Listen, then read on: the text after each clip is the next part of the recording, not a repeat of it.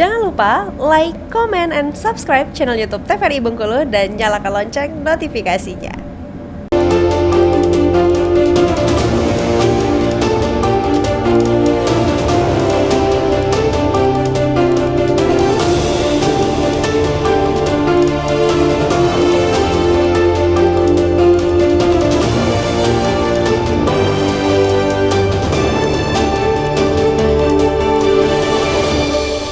Pemirsa, Henry Matisse pernah berujar, kreativitas membutuhkan keberanian, karena keberanian dan keberuntungan datang kepada orang-orang yang berani. Fortis Fortuna Adiuvat. Sebuah ungkapan yang sangat berkaitan dengan tema Berendo TVRI Bengkulu edisi hari ini, pemirsa, yaitu seni, kreativitas, dan pemberdayaan sosial di era digital. Tentunya bersama saya, Poso Siregar, yang akan memandu kurang lebih selama 1 jam ke depan. Tentu saya tidak sendiri, pemirsa. Kita sudah kehadiran kedua narasumber kita. Saya akan perkenalkan terlebih dahulu. Jadi ada 2 orang luar biasa ini. Yang pertama ada Rahmat Wahyudi. Ini cukup panjang, saya harus bacakan, pemirsa. Delegasi Kreativisia Nasional Kemenpora RI 2024. Assalamualaikum. Waalaikumsalam. Siap, baik Pak Boso. Ya, jangan lupa ya. Masih panggil lama kayaknya. Siap. Ini kan anak muda nih kan. Iya, anak bro aja kan. Bro, Bro Boso. Oke. Bro Yudi ini delegasi Kreativisia, benar kan nih? Benar, Kreativisia Nasional Kemenpora RI baru 2000. Dilaksanakan itu ya? Iya, benar. Akhir Agustus kemarin kita. Akhir Agustus kemarin baru selesai dilaksanakan. Ya, benar. Dan sekarang kembali ke Bengkulu lagi. Ya, nanti kita akan bahas. Oke, siap. Saya boleh. harus memperkenalkan dulu narasumber kita satu lagi, yaitu Zinedine Ade dari Prancis kayaknya. Oke, selamat pagi. Selamat sore. Iya, selamat sore. Oke, ini mantan Ketua Umum Hima Bahtera ya, Bahasa dan Sastra Universitas Bengkulu. Assalamualaikum, sehat ya Pak ya? Waalaikumsalam, alhamdulillah sehat. Oke, jadi aktivitasnya sejauh ini seperti apa Pak? Karena ini sebagai anak sastra, ini anak sastra ini biasanya mendalam dan biasanya berpuisi kan. Biasanya dalam-dalam orangnya. Ya, alhamdulillah selain masih aktif kuliah, kita juga masih aktif untuk berkarya, menulis baik itu individu maupun kelompok kayak gitu. Alhamdulillah sekarang masih aktif. Oke, jadi kalau sebagian besar dia sukanya menyendiri, ini tetap suka. Ya, harus tetap berbaur, bersosial, itu penting memang. Nah, ini yang jarang nih biasanya. Biasanya kan berkesenian sendiri-sendiri ya. Ya Pak ya. Jadi tetap mau bersosial dan mengajak orang lain. Ya, karena seni itu akan dinikmati oleh masyarakat, oleh orang-orang banyak. Jadi kita nggak boleh hidup menyendiri kayak gitu. Memang harus tetap bersosial. Itu poin yang sangat menarik sekali ya. Dia akan dinikmati ketika kita bersama dengan orang lain. Ya, betul. Kalau kita untuk diri kita sendiri, artinya dia belum seni namanya, belum bisa dinikmati gitu ya. Belum bisa dinikmati. Gitu ya Pak Ade. Oke, saya ingin ke Pak Ade langsung nih berarti. Jadi kalau menurut Pak Ade, karena pemaknaan terhadap seni itu kan subjektif sekali. Ya.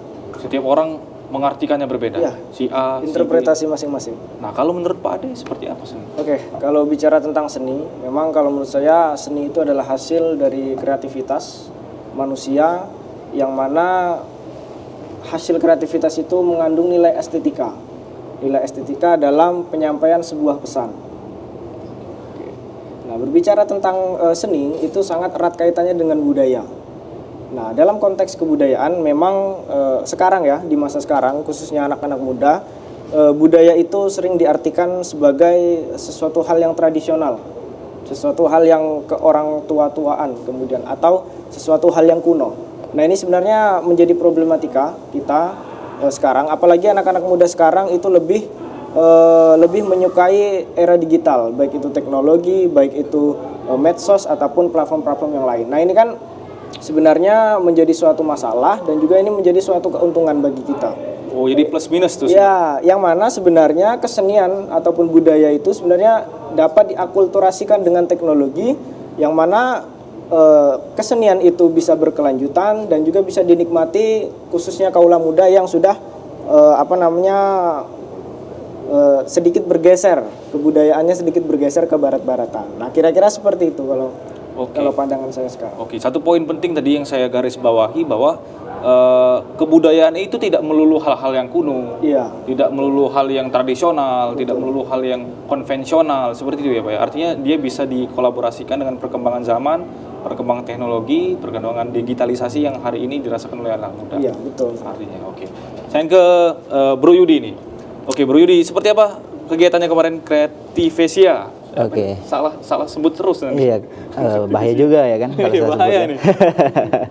Jadi Creativesia ini kita semuanya diseleksi melalui provinsi masing-masing. Tentu dalam agenda nasional ini teman-teman 38 provinsi yang mewakili masing-masing. Nah, dalam Creativesia ini kita punya bidang masing-masing. Di Creativesia ada 8 bidang kreativitas manusia lah kan bahasanya.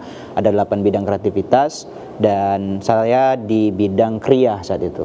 Jadi kita berkompetisi bentuknya. Creativesia ini juga kompetisi yang di akumulasi dengan Kemenpora, diadvokasi sama Kemenpora yang akhirnya menghadirkan teman-teman dari provinsi masing-masing untuk hadir dan mengadu kreativitasnya. Kira-kira begitu agenda Creativesia ini. Nah, di bidang kriya ini sendiri tentu tak lepas kaitannya apa yang dibicarakan sama Ade gitu, bahwa kita membawa masing-masing identitas masing-masing provinsi. Nah, dan kebetulan teman-teman saya juga itu luar biasa juga di teman-teman nasional, masing-masing membawa idenya masing-masing, dan kita dari Bengkulu kita membawa tentu yang sangat erat dengan Bengkulu, namanya pun udah Bumi Rafflesia gitu kan. Jadi kita bawa Rafflesia, dan kebetulan saat itu inovasi yang saya coba ciptakan di bidang kriya ini, kita bikin miniatur dari Rafflesia. Tapi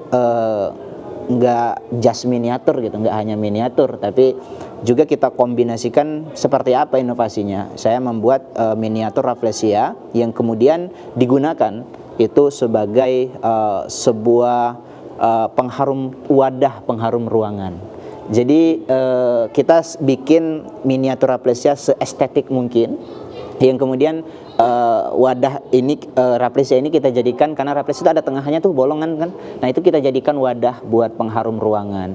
Nah, ini sebetulnya kita menggagas antitesa juga sebetulnya, antitesa terhadap Rafflesia ini.